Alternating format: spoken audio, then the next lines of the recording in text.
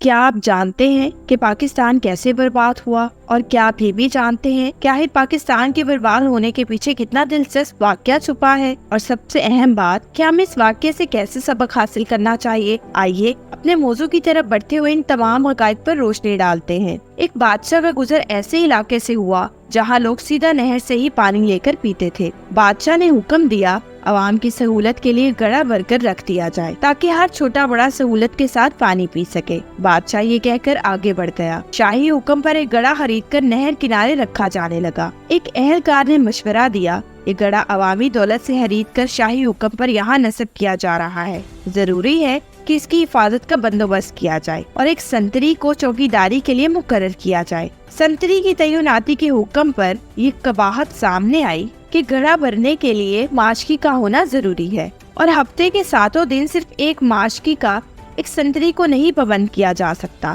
بہتر ہوگا کہ 7 سنتری اور 7 ہی ماشکی ملازم رکھے جائیں تاکہ باری کے ساتھ بلا تعطل یہ کام چلتا رہے۔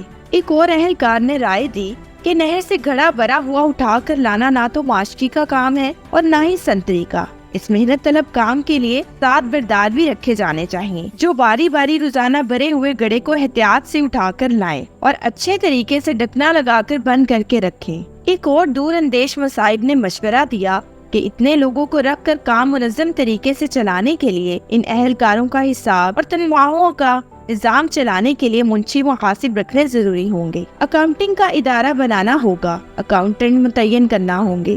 ایک اور ذو فہم اہلکار نے مشورہ دیا کہ یہ اسی صورت میں یقینی بنایا جا سکتا ہے کہ ہر کام اچھے طریقے سے چل رہا ہے تو ان ماشکیوں، سنتریوں اور بار برداروں سے بہتر طریقے سے کام لینے کے لیے ایک ذاتی معاملات کا ایک شعبہ قائم کرنا پڑے گا۔ ایک اور مشورہ آیا کہ یہ سب کچھ ٹھیک ہو رہا ہے مگر ملازمین کے درمیان لڑائی جھگڑا یا کوئی زیادتی ہو جاتی ہے تو ان کا تصفیہ اور صلح صفائی کون کروائے گا کہ کام بلا تعطل چلا رہے؟ اس لیے خلاف ورزی اور اختلاف کرنے والوں کی تفتیش کے لیے قانونی امور کا محکمہ قائم کیا جانا چاہیے۔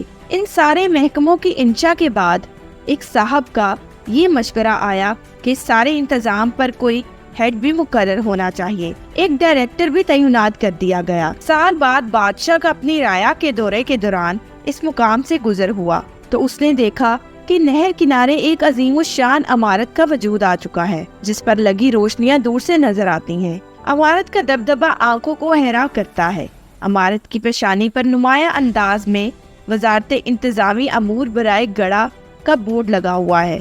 بادشاہ اپنے مصاحبین کے ساتھ اندر داخل ہوا تو ایک الگ ہی جہان پایا۔ عمارت میں کئی کمرے، میٹنگ روم اور دفاتر تھے۔ ایک بڑے سے دفتر میں آرام دہ کرسی پر ایک پروقار معزز شخص بیٹھا تھا جس کے سامنے تختی پر اس کے القابات ڈائریکٹر جنرل برائے معاملات سرکاری گڑھا لکھا ہوا تھا۔ بادشاہ نے حیرت کے ساتھ اپنے وزیر سے اس عمارت کا سبب اور اس عجیب و غریب محکمہ کے بارے میں پوچھا جس کا اس نے زندگی میں نام بھی نہیں سنا تھا۔ وزیر نے جواب دیا، حضور یہ سب آپ ہی کے حکم پر ہوا ہے۔ آپ نے پچھلے سال عوام الناس کی فلاح اور آسانی کے لیے یہاں ایک پانی کا گڑھا نصب کرنے کا حکم دیا تھا۔ بادشاہ حیرت کے ساتھ باہر نکل کر اس گڑھے کو دیکھنے گیا جس کو لگانے کا اس نے حکم دیا تھا۔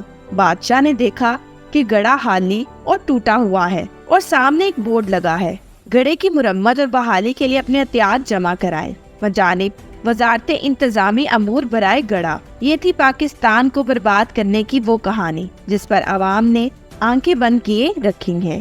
پاکستان تو لخت ہو کر ٹوٹ گیا لیکن ہماری مجرمانہ خاموشی نہ اس وقت ٹوٹی اور نہ ہی آج۔ مجھے امید ہے کہ ناظرین کے لیے آج کی ویڈیو بہت ہی دلچسپ اور معلوماتی رہی ہوگی، اور اگر آپ چاہتے ہیں کہ ہم ایسے ہی آپ کے ساتھ اہم موضوع شیئر کرتے رہیں تو ہمارے چینل کو لائک، شیئر اور سبسکرائب کرنا مت بھولیں اور بیل آئیکن کا بٹن ضرور پریس کریں تاکہ ہر نئی ویڈیو کا نوٹیفیکیشن آپ کو آپ کی اسکرین پر ملے۔ اب میں آپ سے اجازت چاہتی ہوں۔ شکریہ، اللہ حافظ۔